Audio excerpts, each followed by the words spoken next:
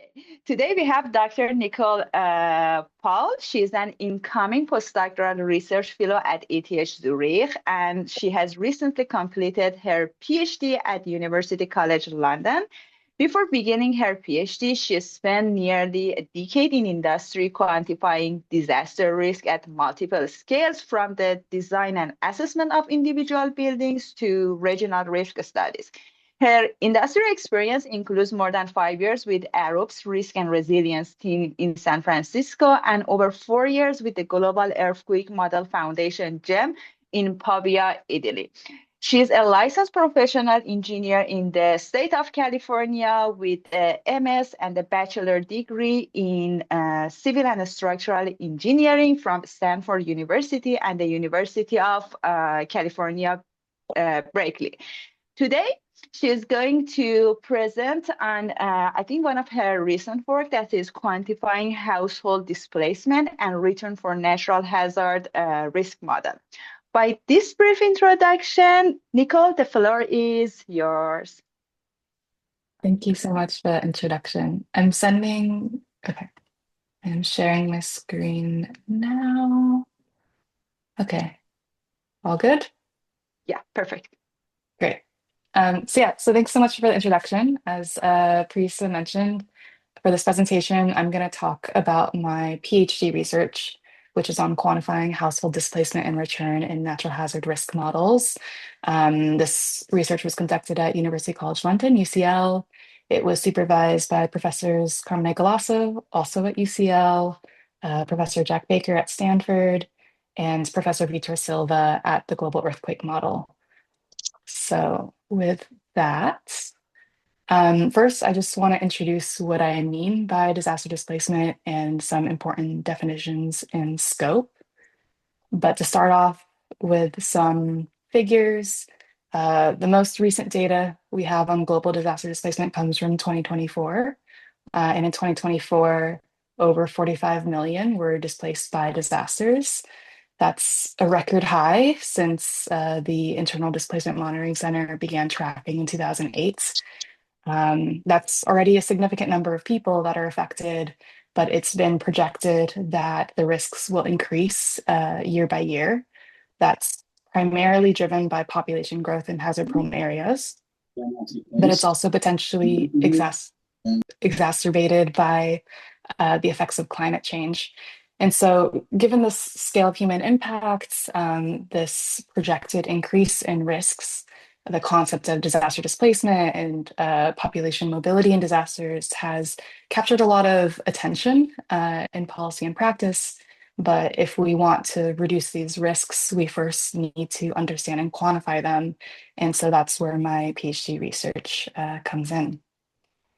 But to start off with some definitions, it's important to recognize that people move all the time. People might move from one house to another because they want to upsize in anticipation of creating a family. People might move from one community to another for an economic or educational opportunity. When we talk about displacement, we're specifically referring to when this movement is forced, is involuntary. And so that can be triggered by a variety of causes. I'm specifically interested in disasters or natural hazards. And even within that, I'm specifically looking at sudden onset hazards. So those are events that emerge quite quickly, such as an earthquake, a hurricane, a wildfire. What I won't be covering in this presentation is the slow onset hazards, so things like sea level rise or drought. And that usually goes by the term climate migration as opposed to disaster displacement, although of course the terms are used in a variety of ways depending on the entity. One thing I really want to emphasize when we talk about disaster displacement is that the context is really important, and particularly the role of duration is very important. And so for some forms of natural hazards, such as, for example, hurricanes, there can be this early warning phase where people can be sometimes preemptively evacuated, moved to safety before the events. However, during this time, and as the event unfolds and sort of the dust is settling, we go into the emergency phase where these either evacuated or dislocated households must temporarily seek refuge, often with family and friends, sometimes in rentals or hotels, and sometimes, but usually only as a last resort within public shelters. As the days, weeks, and months continue, there will be a subset of these households that are either unable or unwilling to return. And it's sort of that category of prolonged displacement that I was especially interested in my PhD research.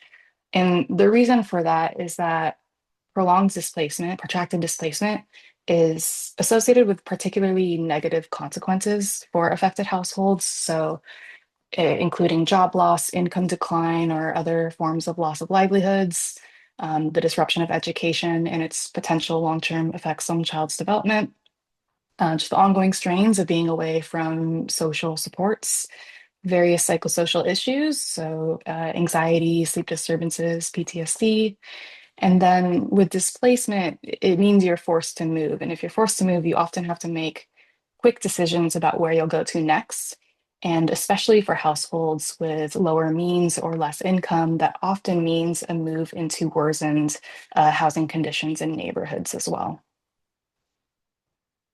And so when we want to think about who's facing that more prolonged or protracted form of displacement, we need to not only look at why households initially move, but we also want to look at what determines whether they return or how long it takes them to return.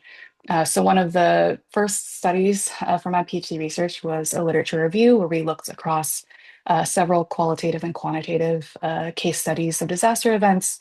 And we're looking at the different factors that influenced which households returned or who faced the most prolonged forms of displacement. And we found that those different factors could broadly be categorized into these four categories here.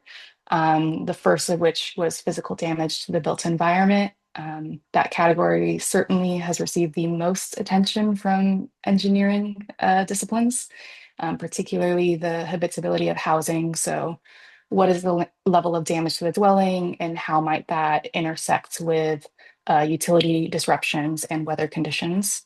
But also the type of dwelling matters. So for example, households in single family homes tend to return more quickly than those in multifamily homes. And then the extent of community damage and the pace of reconstruction also influences how long it takes a household to return home. But importantly, physical damage is just one of these four categories. And so we also have psychological and social phenomena. I'll just specifically call out two that regularly appeared, which were attachment to place, so sort of the emotional bond that households have to the place in which they're living, and sometimes a livelihood dependence on that land as well as social capital, so family networks, friend networks, work networks. Additionally, different return outcomes are often stratified by various demographic lines. These often vary depending on the context, but I would say across the literature, we do consistently see socioeconomic status and housing and land tenure come up. And then, of course, natural hazard events don't occur in a vacuum. So there's the pre-existing housing conditions, the approach that the government takes to housing reconstruction. Does it kind of allow the market to handle recovery and reconstruction, or are there centralized programs for temporary or permanent housing construction? What forms of assistance is available to affected households? Those are all also important to consider. So that's a long laundry list of factors that I'm saying are important. But what is sort of the standard practice, which the standard practice is usually to consider housing damage as the dominant driver of population displacement in disasters. So again, early in my PhD, we conducted a study where we wanted to look into how far damage might get us. And so, as I mentioned, the sort of standard practice in modeling population displacement in disasters, especially if as the disaster is immediately occurring, to get these rapid estimates, is usually to take an estimate of the number of destroyed homes, to multiply that by an average household size, and there you yield some snapshot of a displaced population. So we conducted a benchmarking study where we followed this approach and looked to compare it with what was officially reported for that event, as well as what was estimated using mobile location data. So we simulated three recent earthquake events in Haiti, Japan, and Nepal. In this particular map, I'm showing you the median ground motion fields, the peak ground accelerations across 1,000 simulations for each of the scenarios. Something I just want to call out here is you'll see some triangles, especially on the map of Japan. Those are representing recording stations, so observed ground shaking. And so in our simulations of the ground motion fields, we do condition to those observations. What that's going to do is it's going to reduce the hazard uncertainty, the ground motion uncertainty in those locations near where we have those observations. Of course, this is mainly going to affect the results for Japan. In the case of Haiti and Nepal, there were not many seismic stations at the time of the events. So this is coming from our scenario models for these events. If I fast forward and I go to our population displacement estimated from those ground motion fields, we have the results plotted here. So in the green, we have a histogram of the simulated population displacement purely based on housing damage in the green. And then there's a vertical dashed green line, which indicates the mean estimate or sort of our central or best estimate coming from the scenario models for the degree of population displacement, scale of population displacement. Then I have two sets of benchmarks, which are in the black dashed lines. We have one with a report document icon over it. That's what was officially reported for that event, either from a national or international source. And then the other one, the other benchmark that we have with the black dashed line has a mobile phone icon over it. And so that's an estimate coming from, derived from mobile location data. Each of those estimates for each scenario is coming from a different publication, a different set of authors, and so slightly different approaches to how those estimates are derived. But those are the mobile location database estimates.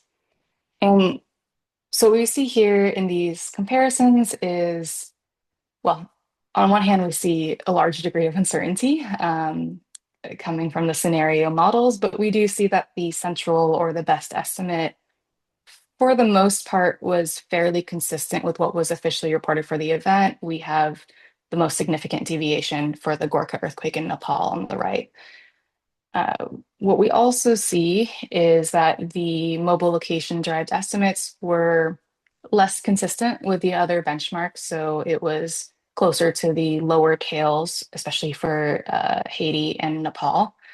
We have a few theories of why we believe that may be the case. In the case of Haiti, mobile phone ownership is not as pervasive as in the other contexts. So about 1 in every 2 people has a mobile phone in Haiti, at least at the time of that event. So if there is any bias in mobile phone ownership and in housing damage or population displacement, potentially there could be an issue with sample representativeness that could be affecting those results. In the case of Nepal, for that study, the data was primarily coming from households in the Kathmandu Valley and looking at whether they exited the Kathmandu Valley. But for that event, there's significant rural and remote populations that were heavily affected. And so potentially that underestimate is coming from sort of the strictness of the criteria and of that sample. In the case of Japan, that looks a bit more similar, but again, not quite overlapping. However, for the case of Japan, we were also able to compare our central estimates coming from the model to the long-term mobile location based estimate. And so what we see there is actually, it seems like estimating population displacement purely based on housing destruction, at least for this particular event, more or less realistically captured potential long-term housing needs. However, it didn't tell us when that curve bends, so by when might people return, and it didn't tell us who returns. But it did show some promise for using housing destruction as a proxy for potential long-term housing needs. But I would say the core of my PhD thesis was really trying to dive more into how do we model protracted displacement and how can we bring in factors beyond just housing damage and do that in an empirically informed way.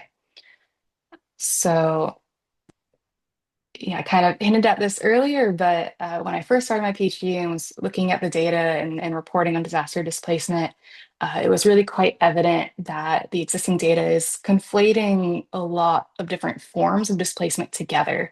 And that makes it somewhat ambiguous when we start to think through disaster risk reduction, what we actually want. And so a lot of the data is capturing any form of displacement, but notably evacuations can save lives. They're usually intended to be short term. And in many places, we're trying to set up more early warning systems. We're trying to make it easier to safely evacuate people from dangerous conditions. And that's a positive thing. But what we want to get at with reducing disaster displacement is to really address that more drawn out, burdensome, difficult to resolve circumstance, which I term as protracted displacement. And in my thesis, I argue that we should really be measuring, tracking, and aiming to reduce this form of displacement. And so uh, we conducted 3 different studies at varying geographic and temporal scales to each get at protracted displacement, how we might model it, what are the drivers of it, and assemble the data to support this. And so first, we have the most specific study, which is in Central Sulawesi, Indonesia. So this is a case study of the 2018 earthquake, tsunami, and liquefaction disaster. In this case, we are tracking the duration and sheltering conditions, as well as the total duration, how long it took a household to find permanent housing. And we conducted household surveys for this and took more of an inferential approach. Then in the middle, we zoom out a little bit. We look nationally at my home country of the United States. And there we're looking at about 3 years of natural hazard events.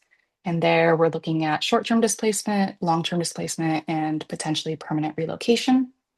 That's combining multiple hazard types across these 3 years. From memory, I want to say roughly 30% were hurricanes. So we have hurricanes, we have floods, we have wildfires, we have a mixture of different natural hazard types in there. Again, we're using household survey data. There are about 12,000 displaced households captured in this data set. In this case, we took a more predictive approach. So we were using tree-based models in that case. Lastly, we zoom out even further and we look globally, but we look at only one hazard type, which is earthquakes. And we look at over a decade of earthquake events. And in that case, in contrast to the other 2 studies, we don't have household level data, we have aggregate data. And we again took a predictive approach where we use a simple linear regression formulation, but I put a little plus there just to indicate that we do include some nonlinear terms in that. So it's not purely linear. So I'll go a little bit into each of these, but there's much more information in the publications if you're curious to learn more. So starting off with Central Sulawesi in Indonesia. So in 2018, there was a large earthquake affecting the Palu Bay in Central Sulawesi, Indonesia. Notably, this event had significant secondary perils. Tsunamis were triggered within minutes, so really limited early warning period. And there was widespread liquefaction that effectively buried some neighborhoods. In part because of these significant secondary perils, the province created a disaster-prone zone map, which I'm showing on the right. And this disaster-prone zone map informed how aid was delivered and the options for rebuilding and for reconstruction. So shortly after the events, the province adopted a recovery and reconstruction master plan. And a notable feature of this is that they essentially equally supported two different recovery pathways for households. And so the first one in orange was the in situ pathway. So that's effectively rebuilding on the original land. But additionally, they promoted this ex situ pathway, which would be permanent relocation to previously undeveloped lands. And this especially for those areas that had limited or prohibited rebuilding according to that disaster prone zone map. So we surveyed about 250 households, about half of which followed the in situ pathway and about half of which followed that ex situ pathway. For these surveys, we were really curious about household decision making. So, what encouraged households to stay or relocate for each of their relocations. For each of the relocations, we wanted to know the timing of that, what type of conditions it was to, and how far away it was. And we wanted to track sort of the consequences of relocation and displacement across various dimensions of living standards, livelihoods, and different measures of well-being. So, for example, measures related to mental health, physical health, social participation, and so on. And this was a big collaboration. So in addition to the PhD supervisors I mentioned earlier, it was also in collaboration with Professor Tayo Opabola at UC Berkeley, Professor Sukiman Nurdin at Tadulako University, that's the local university in Palu, Professor Dicky Pelupesi at University of Indonesia, and of course, our wonderful field researchers, Alia Rival, Shafitri, and Sifa.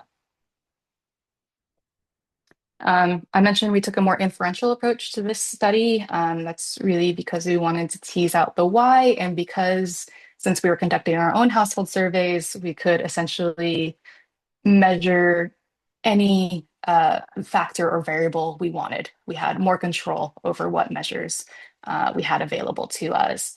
And so that is the approach we took. But if I fast forward to the results and I look at the clusters with the most prolonged durations, so that's a total duration of over 3 years. So taking beyond 3 years to find permanent housing, or a sheltering duration of beyond 3 months. So for sheltering, I consider if you're in a public shelter, if you're in a tent, if you're outdoors in a makeshift dwelling from scraps in a public building, I consider all of those as different forms of sheltering. And what we saw is across both of these measures of protracted displacement, that housing destruction was the number one driver. This is more or less expected. It's very consistent with other literature and other studies. For total durations, we also saw that liquefaction exposure was also a very significant driver. But interestingly, when we look at who faced the longest periods in those more severe sheltering conditions, we see that there's important socioeconomic and psychological drivers as well. And so, in particular, households living below the poverty line were 13% more likely to spend over 3 months sheltering. That's controlling for damage, controlling for that long list of other factors. And also households that had a high level of place identity also were 12% more likely to face over 3 months sheltering. Interestingly, we took two different measures of place attachment. So place identity was one of them. The other was place dependence. So that's more of a, for example, livelihood dependence on the land or the area. And we found that place identity was a more significant driver of prolonged sheltering durations than place dependence in this particular case. Then, if I move to a different part of the world, we'll go to the United States. So in 2021, the Census Bureau initiated the Household Pulse Survey that was to study emergent issues during the COVID-19 pandemic. And after some phases of data collection, they introduced questions about disaster displacement. And from this survey, we know that roughly 1% of households in the United States report some form of disaster displacement in recent years. That's the national average, but it varies considerably state to state. So For example, if we look at the map towards the south and the southeast, we see that the states of Louisiana and Florida experience much higher rates of disaster displacement compared to that national average. 1% is a pretty significant figure, but the vast majority of these households did return quite quickly. So 43% returned within a week, and an additional 23% returned within a month. However, about 20% took beyond 1 month to return, and 14% reported not returning at least by the time of the survey. So now, again, if we look at that map and we track through Louisiana and Florida, we see that both Louisiana and Florida, they don't have the most prolonged displacement durations overall, but in particular, we see higher rates of prolonged displacement in Louisiana compared to Florida.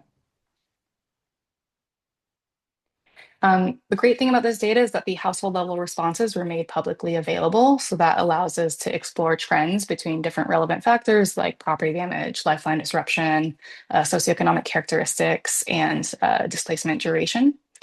If you follow that QR code or go to that link, it'll take you to a simple interactive dashboard and you can explore some of those trends yourself.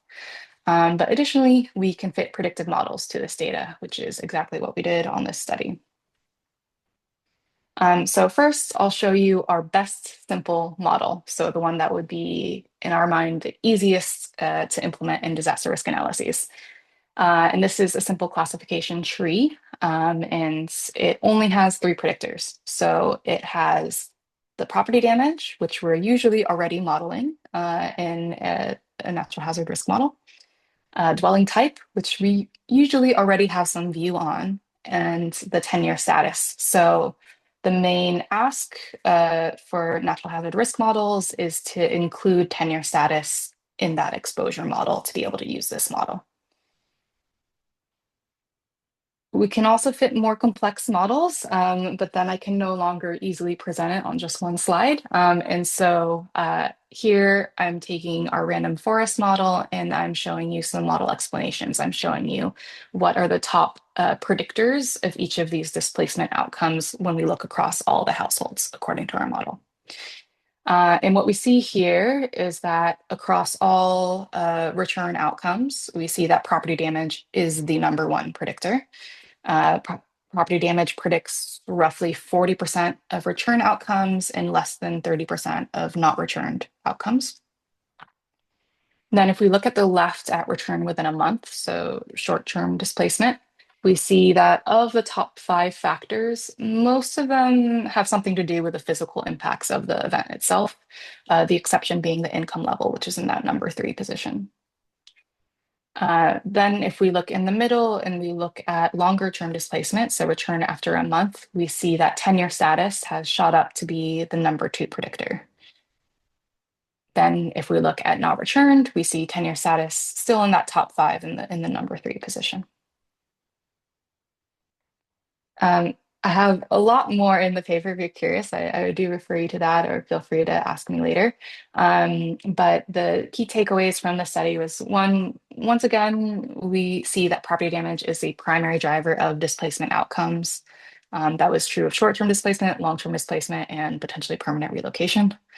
But we also saw that socioeconomic factors were important secondary predictors. In particular, we saw that with income level and with tenure status.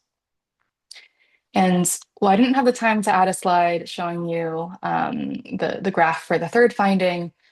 We also found that the aggregate findings can obscure pretty significant differentials for marginal populations. And so in particular, we saw that households that had a physically immobile member, households that had 8 or more members, and households that had an educational attainment level of less than high school, each of those individual factors was quite heavily associated with more negative outcomes, even if it didn't crack the top 5 when we looked across all households.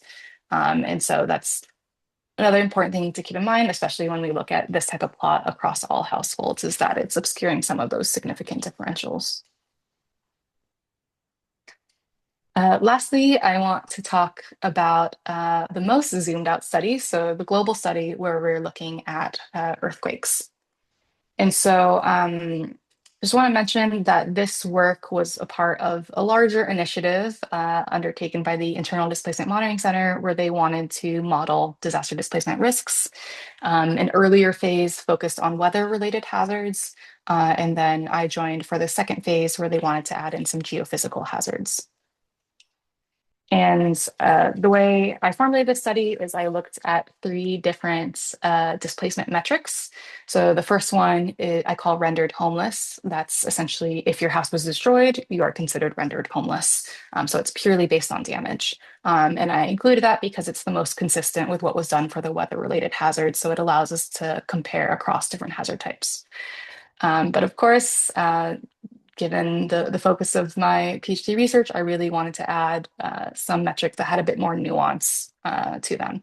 And so I added a sheltered displacement metric, which is the peak sheltered population in the first month. And I also added a protracted displacement estimate, which is a 6-month snapshot of who was still requiring shelter or temporary housing provision from the government, from humanitarian organizations, et cetera. So for this, we undertook a pretty extensive data outreach exercise to ensure we had the most reliable figures on both housing damage as well as these different population displacement metrics. In the end, we were able to verify data for 69 different earthquake events spanning 32 different countries. This is not a glamorous thousands and thousands of data points data set, but we really put a lot of emphasis on reviewing all the data, making custom calculations to ensure consistency across the different events so that we could have the most reliable data possible for this exercise. And then in those plots, on the x-axis is rendered homeless, so basically the number of houses destroyed. And then on the y-axis, we have either the sheltered displacement or the protracted displacement. And notably, we had fewer estimates for protracted displacement. That's because, in general, reporting on displaced populations really drops off over time. It's not a regular practice. And so it was a lot more difficult to find those estimates. And even when countries do have some long-term estimates of displacements, they don't all coordinate to capture it at the same time period. And so we found that 6 month was a meaningful measure that was somewhat consistently reported, whereas there's a bit of scatter in terms of when different entities report on displacement. In addition to the event-based impacts data, we also assembled different national indicators and gridded remote sensing-based covariates. And we tried to gather those across different categories of drivers of mobility. This is coming from the framework from Black et al. 2011, if you're familiar, but it's a quite popular one in the space of environmental mobilities. So these are some of the other covariates that we also include in addition to that impact data. This is just an illustration of effectively what our predictive model is fitting into. And so in our risk model, we have fragility curves to estimate damage. Once we have the damage, we want to apply this predictive consequence model, which takes in some of those other covariates to eventually get at a likelihood of requiring shelter or experiencing protracted displacement. And we implement this model in the GEM Foundation's Global Seismic Risk Model, which allows us to get some global estimates of probabilistic risks. Here's a brief summary. Rather than writing the full equations, I just put a summary of the important predictors. But for rendered homeless, again, that's purely based on housing damage. But then for shelter displacement, we found that an additional 2 predictors were required, and that was the national income index as well as the level of income inequality. And then for protracted displacement, we found that it was just for housing damage and income inequality. We just used a simple linear regression formulation, but we did have some nonlinear terms. And so that includes log transformations, threshold base effects. And in the case of shelter displacement, we also had an interaction between the national income level and housing damage.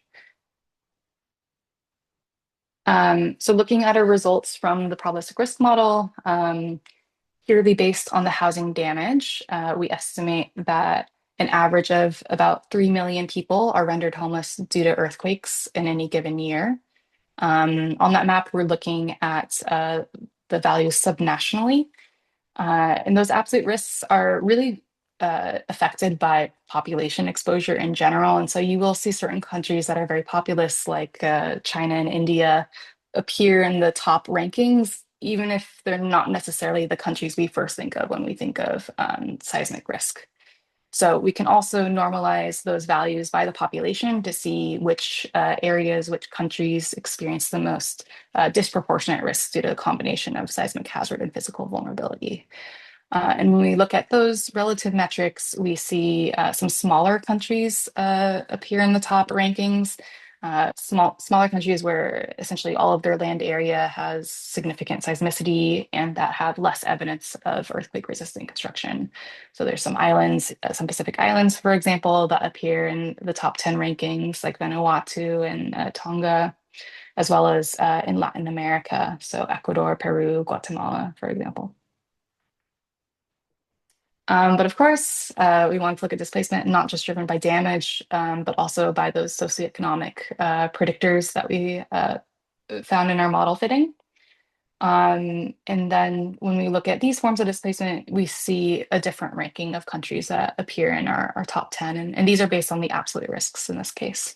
But for example, when we look at shelter displacement, we see countries like Indonesia and Iran appear higher in the rankings relative to what we saw earlier, which is purely based on the housing damage.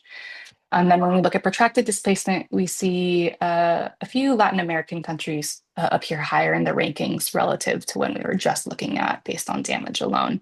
And we also see the Philippines appear a bit higher on the list as well. So I'll quickly conclude.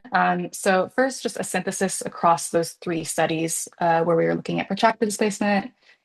I know I've said this, I think maybe 5 times, but the first is that housing damage is a primary driver of displacement outcomes. If you're a civil structural engineer, I guess you are important to this conversation. It is the number one driver consistently across geographies, hazard types, et cetera. But we also saw throughout it that when we want to look not just at the scale of displacement, but we want to understand who faces the most prolonged and severe forms of displacement. We really need to start bringing in some socioeconomic measures. And in particular, measures like poverty, inequality, and tenure appear to have broad global relevance.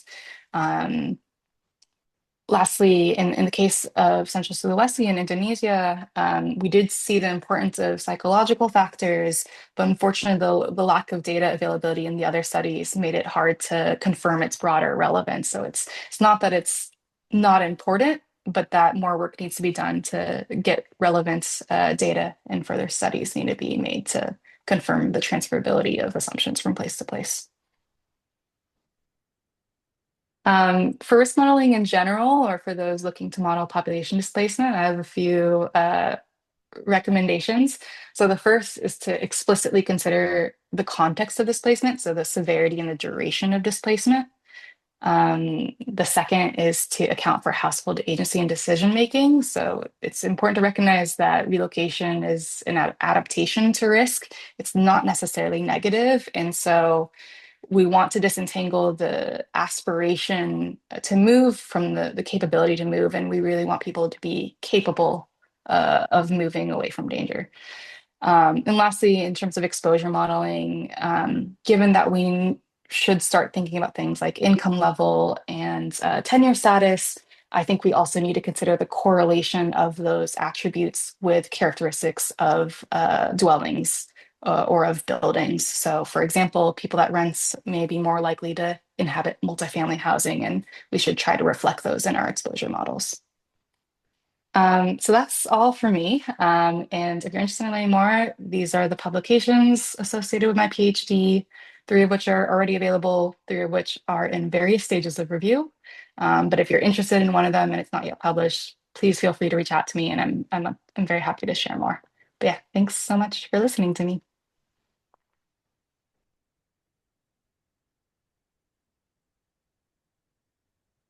Parisa, I think you're muted, or I can't hear you.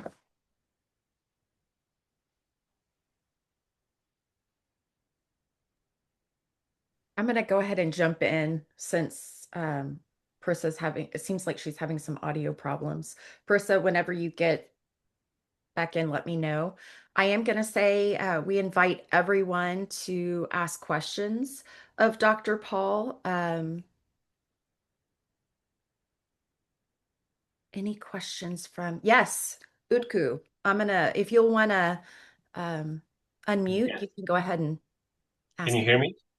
Yes. Yes. Thank you very much, Dr. Paul. This was a great presentation and great work throughout. I have a very specific question, and I guess like kind of curious about the US study that you did Mm, yeah. specifically. And what I'm curious about is if you had any variables that could kind of show like how the insurance or like the FEMA assistance Yeah.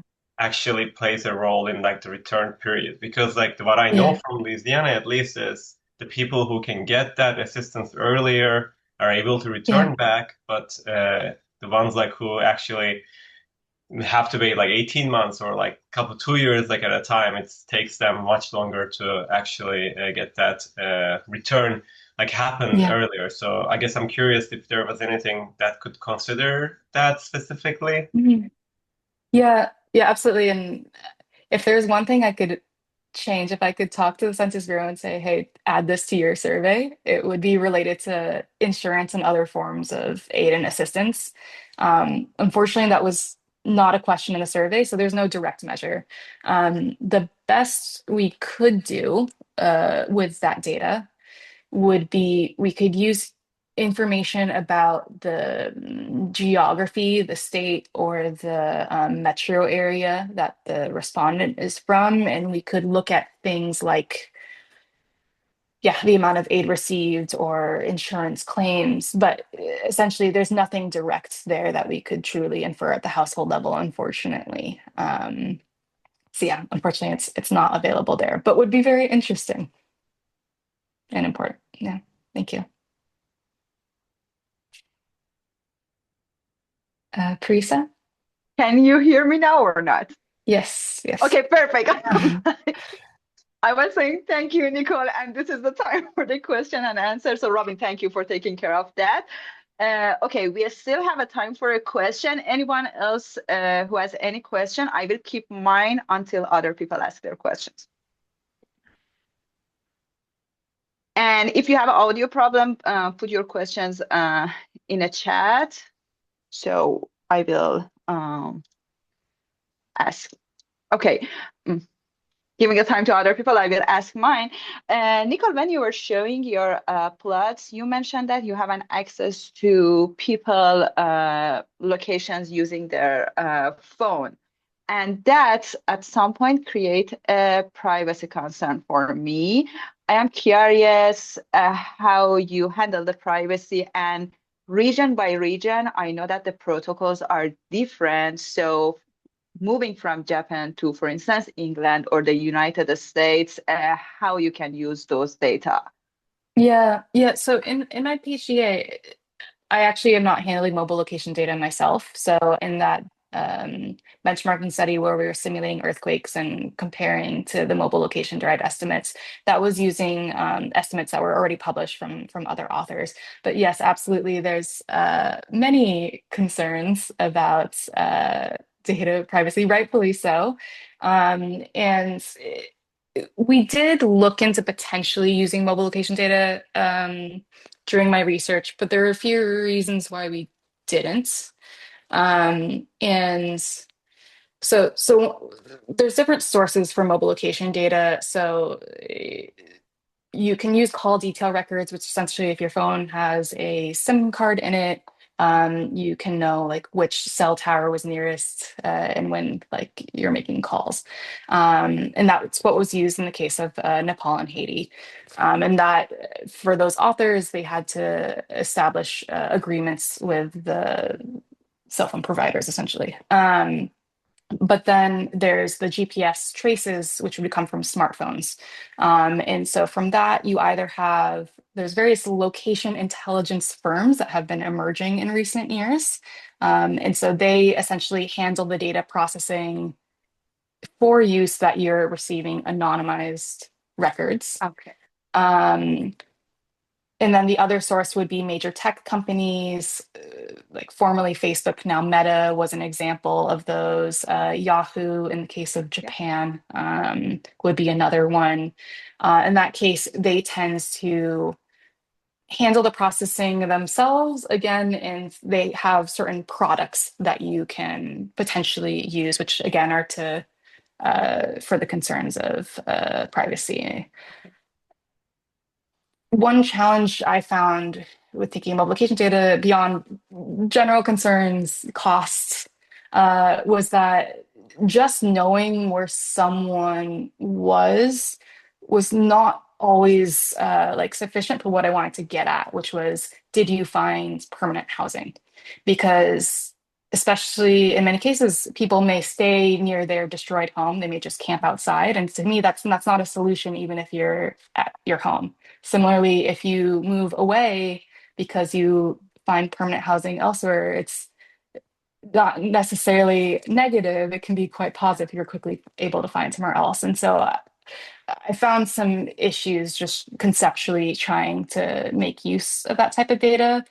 And I would say in general, I think earlier on, it was a bit more of a wild west in terms of using mobile location data. I think at this point, there's a lot more regulations around it. Okay. And I've seen a move for location intelligence firms to go away from letting you anywhere near individual traces and instead giving you location-based information. And so I think for studying things like points of interest and flows in and out of points of interest, for example, shelters or hospitals or what have you, I think there's a lot of promise for that data source there.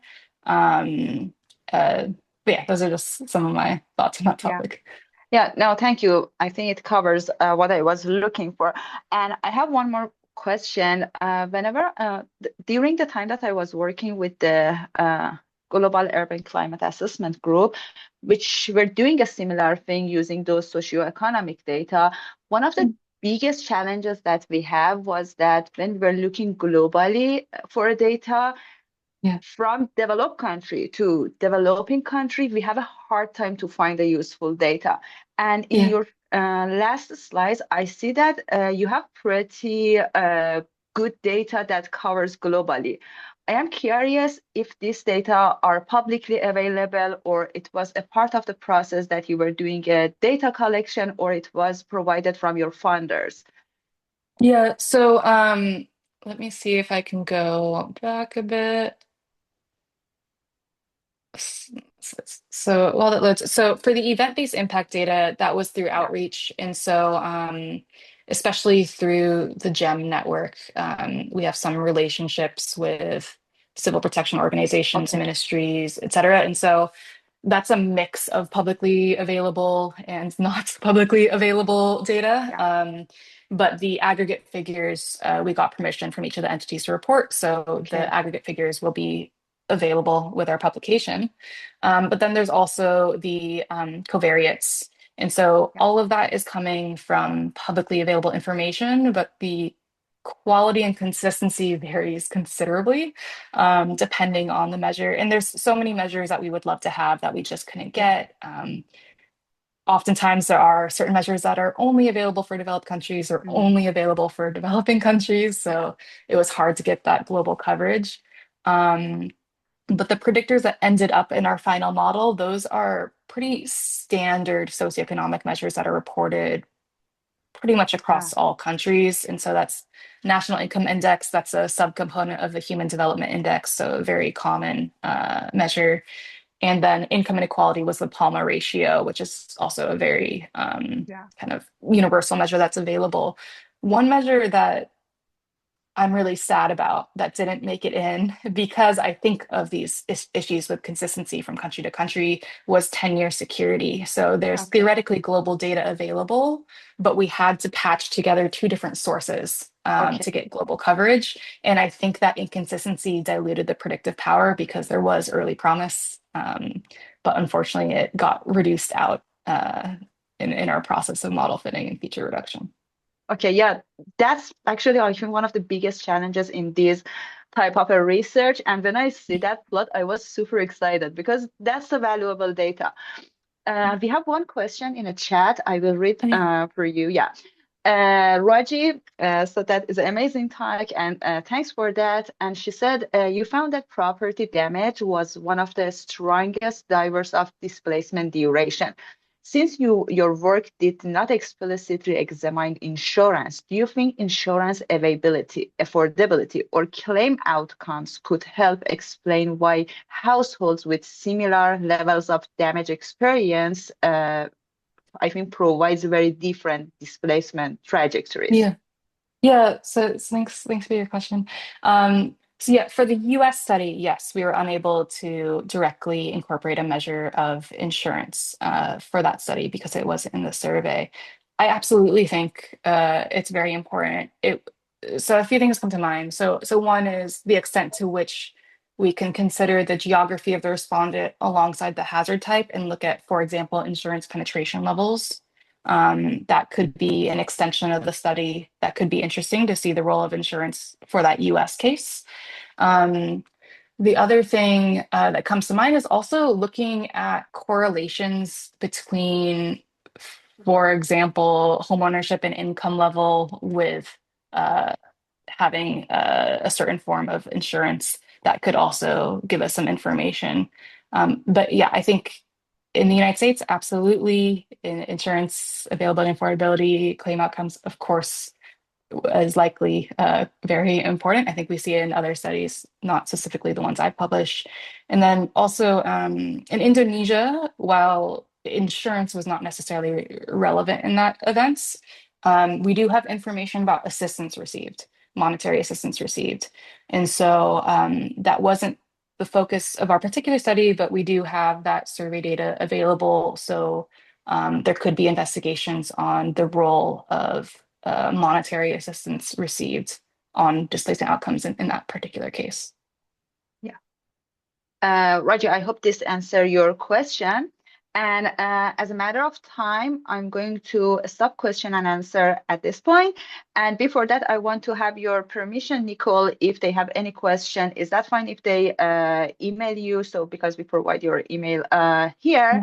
And by that, I want to say my final thanks for being here. And I think we can give our applause to her. And then I will move to the next part of today's meeting. Thank you Thanks so so much. much, Teresa. And yes, everyone can feel free to email me if they want to know more. Thank you.